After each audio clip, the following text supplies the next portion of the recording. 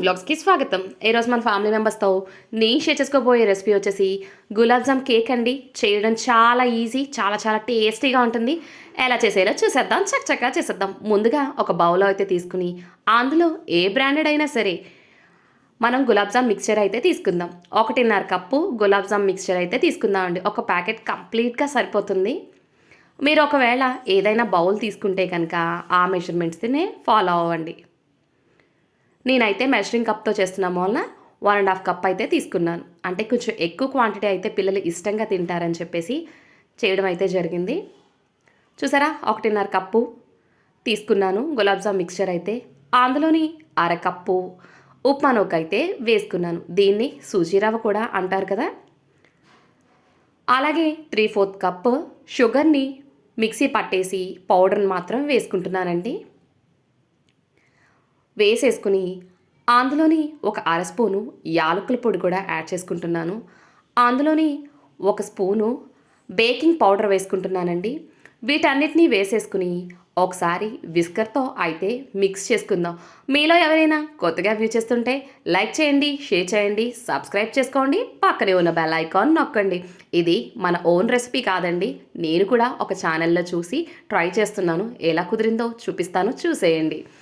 అందులోని ఒక 1/4 కప్పు నెయ్యిని కాచి చల్లార్చి అందులో అయితే వేసుకున్నాను. అందులోని 1 కప్పు కాచి చల్లార్చిన పాలైతే యాడ్ చేసుకుంటున్నాను. వీటన్నిటినీ కూడా మనం కట్ అండ్ ఫోల్డ్ మెథడ్లో అయితే మిక్స్ చేసేసుకుందాం. అదేనండి, క్లాక్ వైజ్ డైరెక్షన్లో అయితే మిక్స్ చేసేసుకుందాం. ఎక్కడ ఉండంటూ లేకుండా మనం మిక్స్ చేసుకుంటే సరిపోతుంది. నిజంగా చాలా బాగుందండి. మా పిల్లలైతే చాలా ఇష్టంగానే తిన్నారు. నేను కూడా ఎంజాయ్ చేశాను. రెగ్యులర్గా చేసే గులాబ్ జామ్ కాకుండా ఇలా గులాబ్ జామ్ కేక్ కూడా చేసుకోవచ్చని నాకు ఇప్పుడే అర్థమైంది. ఇది ఫస్ట్ టైం చేసినప్పటికీ కూడా చాలా బాగా కుదిరింది. చూసారా, ఇలా కట్ అండ్ ఫోల్డ్ మెథడ్లో మొత్తం మనం మిక్స్ చేసేసుకుందాం. ఎక్కడ ఉండంటూ ఉండకూడదు. ఇది కొంచెం థిక్గానే ఉంటుందండి. చూడండి, థిక్ కన్సిస్టెన్సీలోనే ఉంటుంది. ఇప్పుడు దీన్ని పక్కన పెట్టేసుకుందాం. పక్కన పెట్టేసుకుని ఒక గిన్నెను అయితే తీసుకున్నాను.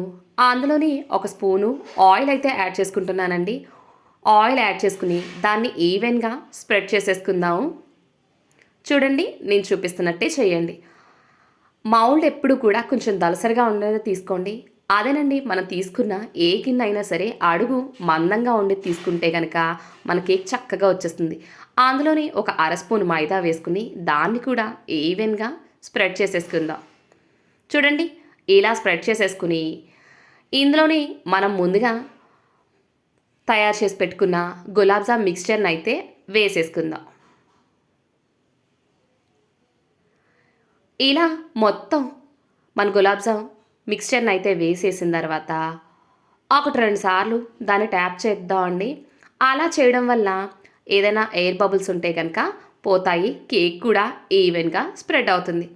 చూసారా, ఇప్పుడు దీన్ని పక్కన పెట్టేసుకుందాం. ఇప్పుడు స్టవ్ వెలిగించుకుని పాన్ పెట్టుకుని అందులోని ఒక స్టాండ్ అయితే పెట్టుకుంటున్నాను. మీ దగ్గర స్టాండ్ లేకపోతే ఒక ప్లేట్ అయినా పెట్టుకోవచ్చండి. ప్లేట్ పెట్టేసుకుని పైన మూత పెట్టేసి ఒక 5 నిమిషాలు వేడెక్కనిద్దామండి ఆ ప్యాన్ అయితేని. దీన్నే ప్రీ హీటింగ్ అని కూడా అంటారు కదా. ఈలోపు మనం మిక్స్ చేసి పెట్టుకున్న గులాబ్ జామ్ బ్యాటర్ పైన కొంచెం పిస్తా అయితే వేస్తున్నాను అందంగా కనిపించడానికి. ఈలోపు 5 నిమిషాలు అయిపోయిందండి. 5 నిమిషాల తర్వాత మనం ప్రిపేర్ చేసుకున్న గులాబ్ జామ్ కేక్ మిక్స్చర్ని అయితే అందులో పెట్టేసి మూత పెట్టేసి మంటని లో టు మీడియం ఫ్లేమ్ మీద అడ్జస్ట్ చేసేసుకుందాము. దాన్ని ఉడకనిద్దాం.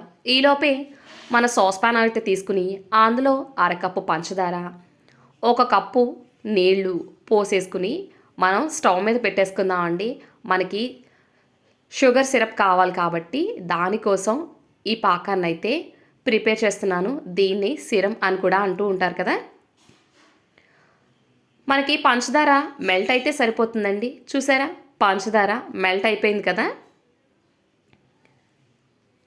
కొంచెం చేత్తో పట్టుకుంటే అంటుకుంటూ ఉండాలి. స్టిక్కీ కన్సిస్టెన్సీ అయితే ఉంటే సరిపోతుందండి. ఇలా స్టిక్కీ కన్సిస్టెన్సీ వచ్చేసిన తర్వాత స్టవ్ ఆఫ్ చేసేసుకుని దీన్ని పక్కన పెట్టేసుకుందాం. ఈలోపు ఒకసారి మూత తీసి మన గులాబ్ జామ్ కేక్ని అయితే చూశానండి, ఉడికిందా లేదా అని చెప్పేసి ఒక స్పూన్ పెట్టి కరెక్ట్గా బేక్ అయిపోయింది.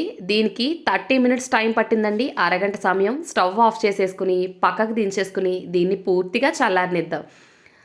పూర్తిగా చల్లారిన తర్వాత మనం దీన్ని కట్ చేసేసుకుందాం అండి. మనకి నచ్చిన విధంగా పీసెస్ అయితే కట్ చేసేసుకుందాం. ఎప్పుడు గులాబ్ జాములు మలైపూరి తిని నాకు బోర్ కొట్టేసింది. కానీ ఇంట్లో ఉన్న గులాబ్ జామ్ మిక్స్చర్తో ఒకసారి కేక్ అయితే ఎందుకు ట్రై చేయకూడదు అనే ఉద్దేశంతో అయితే ఈ కేక్ని తయారు చేయడం జరిగిందండి. నిజంగా చాలా బాగా కుదిరింది. బట్ చిన్ని మిస్టేక్ చేశాను. చూడండి ఆ మిస్టేక్ ఏంటో కూడా చెప్తాను.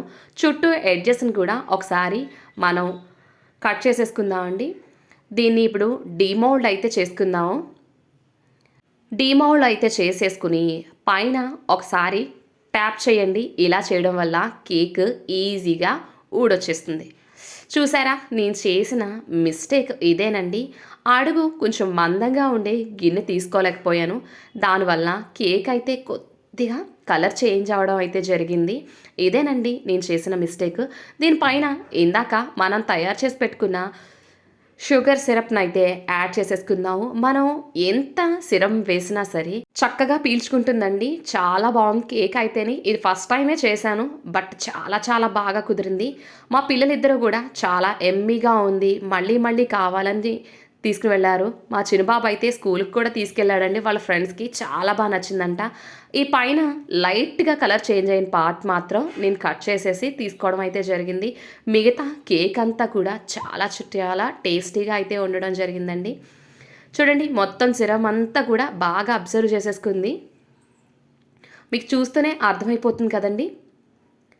చూడండి, చాలా తక్కువ 1 or 2 డ్రాప్స్ మాత్రం కిందకు వచ్చింది. మిగతా అంతా కూడా అబ్జర్వ్ చేసేసుకుంది. పైన ఇంకొకసారి కట్ చేసుకుని యమ్మీగా సర్వ్ చేసుకోవడమే. మన గులాబ్ జామ్ మిక్స్చర్తో చేసిన కేక్ అయితే రెడీ అయిపోయిందండి. చాలా అయితే టేస్టీగా ఉంది. మీరు ఒకసారి ట్రై చేసి మీకు ఎలా కుదిరిందో నాకు కామెంట్ సెక్షన్లో కామెంట్ చేయండి. పండగ సీజన్లో మనం ఎప్పుడు కూడా అరిసెలు పాకుండలు కాకుండా కొంచెం డిఫరెంట్గా ట్రై చేయాలి అనుకున్నప్పుడు ఇలా తక్కువ టైంలోనే మన పని మనం చేసుకుంటూ గులాబ్ జామ్ కేక్ అయితే చేసుకోవడం వల్ల మనకి టైం సేవ్ అవుతుంది. ఎప్పుడు చేసే రెసిపీ కాకుండా కొంచెం డిఫరెంట్గా చేసిన వాళ్ళం అవుతాం. పూర్తిగా చల్లారిపోయిన తర్వాత టేస్ట్ అయితే చూస్తున్నాను. చాలా టేస్టీగా ఉందండి. పైన మాత్రం కొంచెం బ్రౌన్ పార్ట్ మాత్రం తీసుకోవడం అయితే జరిగింది. చాలా యమ్మీ గులాబ్ జామ్ కేక్ అయితే రెడీ అయిపోయింది. ఇంకెందుకు ఆలస్యం, సర్వ్ చేసుకోవడమే.